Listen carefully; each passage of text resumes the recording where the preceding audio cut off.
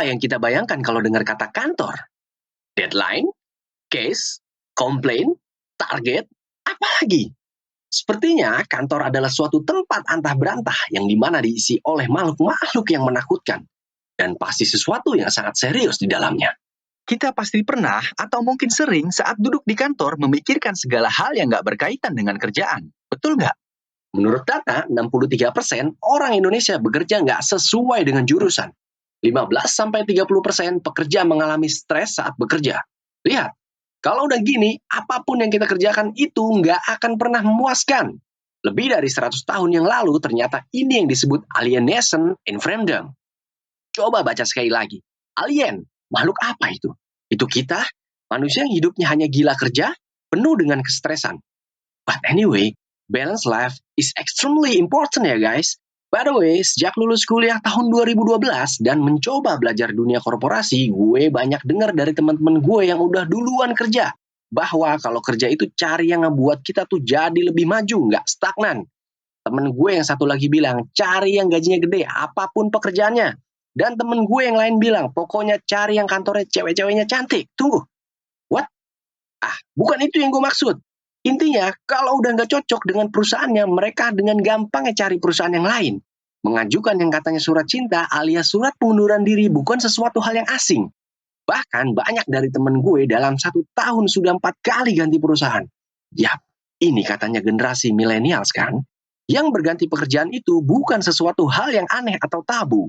Mereka tuh nggak takut kehilangan pekerjaan. Nggak kayak orang-orang dulu. Kalau mau resign, ada perasaan nggak enak, takut, dan pokoknya banyak yang dipikirin.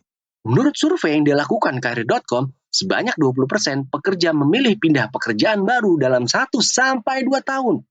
Bahkan, survei yang dilakukan Salary Benchmark 1.2 menyebutkan bahwa sebanyak 15% pekerja memilih pekerjaan baru kurang dari 1 tahun.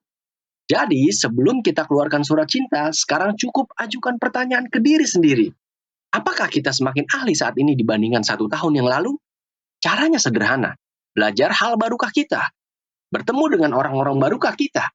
Dan jangan hanya menuntut hak kita ke perusahaan. Tapi tanya juga apakah kita memberikan kontribusi baru untuk perusahaan.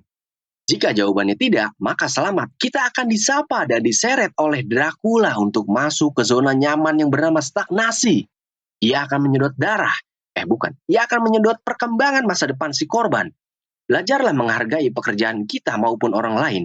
Dan belajarlah memaknai pekerjaan positif yang kita lakukan. Akhirnya, sesuatu yang positif alias kontribusi untuk perusahaan itu akan muncul. Dan di sana gue baru tahu bahwa intinya orang akan menilai karya kita, bukan usia kita. Mark Zuckerberg mengembangkan Facebook saat belum genap 20 tahun. Henry Ford memulai Ford Motor di usia 39 tahun. Colonel Sanders membuka gerai KFC pertama di umur 65 tahun. Terus bagaimana jika tujuan yang dikejar seseorang pindah kerja adalah uang? Ya wajar aja, itu kan manusiawi. Tapi anehnya, yang gue baca beberapa biografi orang-orang hebat, mereka nggak meletakkan uang sebagai motivasi utama.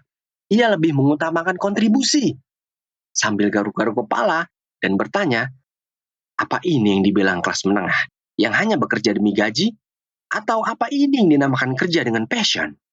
Bagi makhluk-makhluk keren seperti Steve Jobs, Sergey Brin, dan mungkin masih banyak lagi, bayaran itu nggak perlu dipikirkan. Hal itu pasti naik mengikuti kualitas pertumbuhan diri. Mereka tuh nggak pernah berkata, apa yang gue dapatkan? Tapi justru malah bertanya, apa yang bisa gue berikan? Ya, sekali lagi, kontribusi menjadi hal yang penting dan jangan kemakan dengan manisnya posisi, profesi, dan jabatan. Direktur hanya posisi, memberi solusi adalah kontribusi. Dokter itu hanya profesi, membantu sesama itu sebuah kontribusi. Presiden itu hanya jabatan, melindungi dan mengayomi masyarakat itu sebuah kontribusi. Manusia itu makhluk ciptaan Tuhan, berbuat kebaikan merupakan sebuah kewajiban. Improvisasi diri menjadi sebuah jawaban, dan diimplementasikan adalah pilihan. Ambil yang baik, gue Imam Fudi, pamit.